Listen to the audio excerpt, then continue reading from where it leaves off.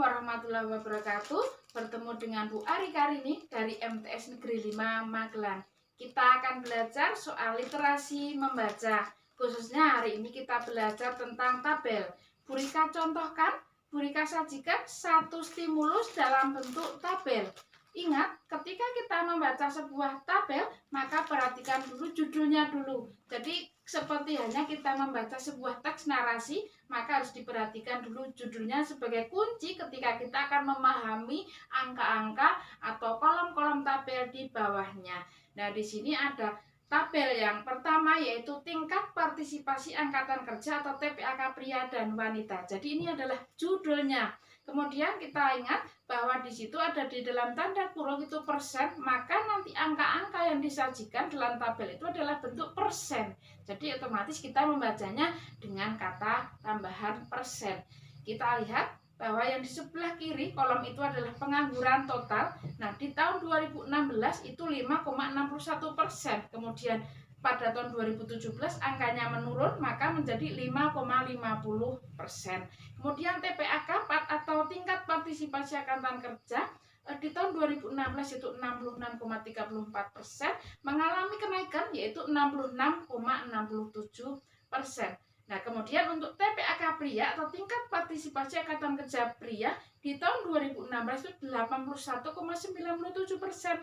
Nah, mengalami kenaikan juga yaitu 82,51%. Nah, untuk TPAK wanita kita lihat dari tabel yaitu 50,77% tahun 2016. Kemudian di tahun 2017 menjadi 50,89%. Data-data tersebut diambil dari Badan Pusat Statistik atau BPS. Nah, sekarang kita latihan mengerjakan soal, khususnya di sini kita akan mengerjakan soal isian singkat. Nah, soal yang pertama, berdasarkan stimulus yang tadi Bu Rika sampaikan, pengangguran total pada tahun 2017. Kita lihat jika memperhatikan dari tabel tahun 2017 pengangguran total. Ingat keterangannya ada di sebelah kiri. Nah, kita geser sebelah kanan. Nah, di situ ada angka 2017, maka di situ tertera 5,50%. Maka pengangguran total tahun 2017 adalah 5,50%. Kemudian untuk selisih tingkat partisipasi, nah untuk mencari selisih maka kita perhatikan angka yang besar untuk dikurangkan dengan angka yang kecil.